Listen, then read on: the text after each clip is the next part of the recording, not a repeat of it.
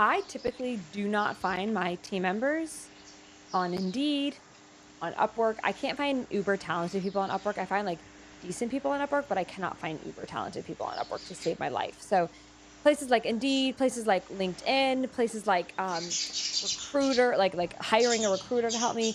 These kinds of things just typically do not work for me. I've never honestly found someone on any one of the sites that has been a long-term person.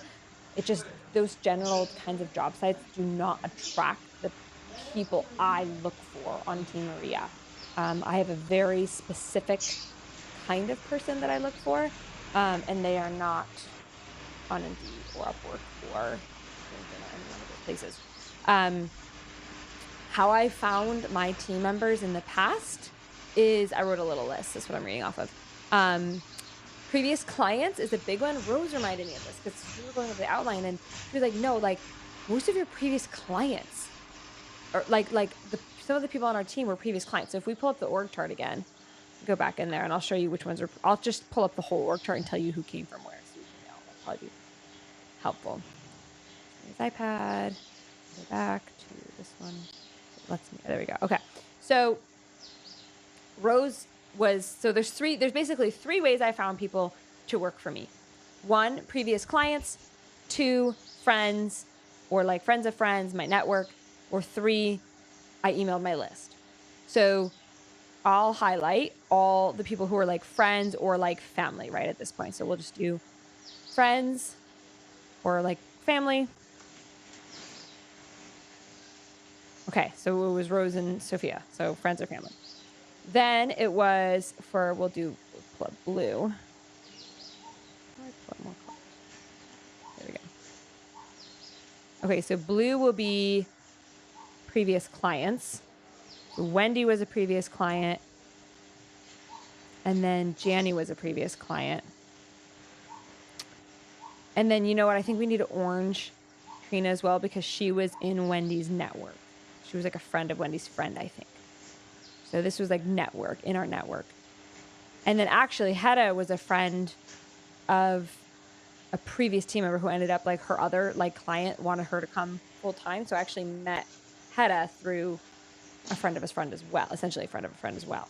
I honestly, Wendy hired Diana. I have no idea where she came from, but if I were to guess just based on statistical probability, it was probably like through a friend of a friend or like our network as well.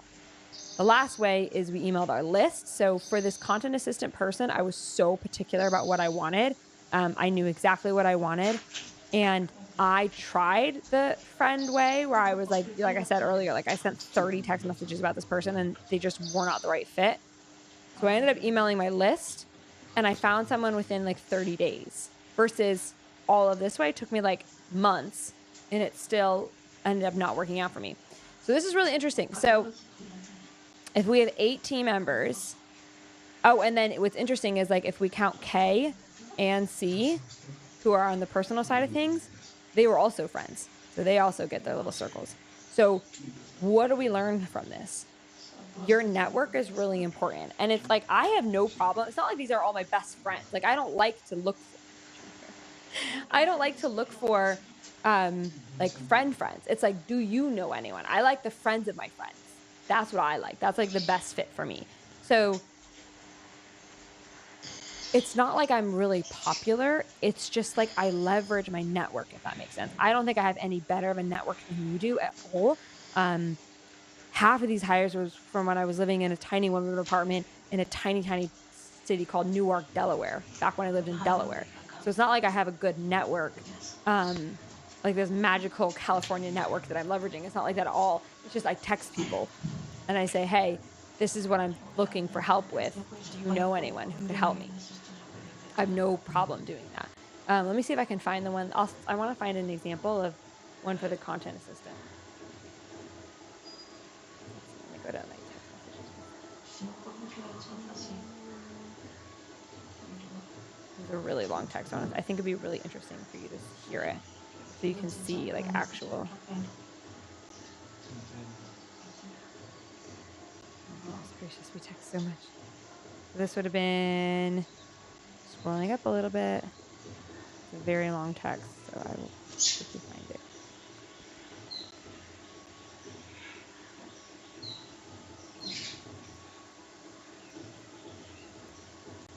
myself one more second.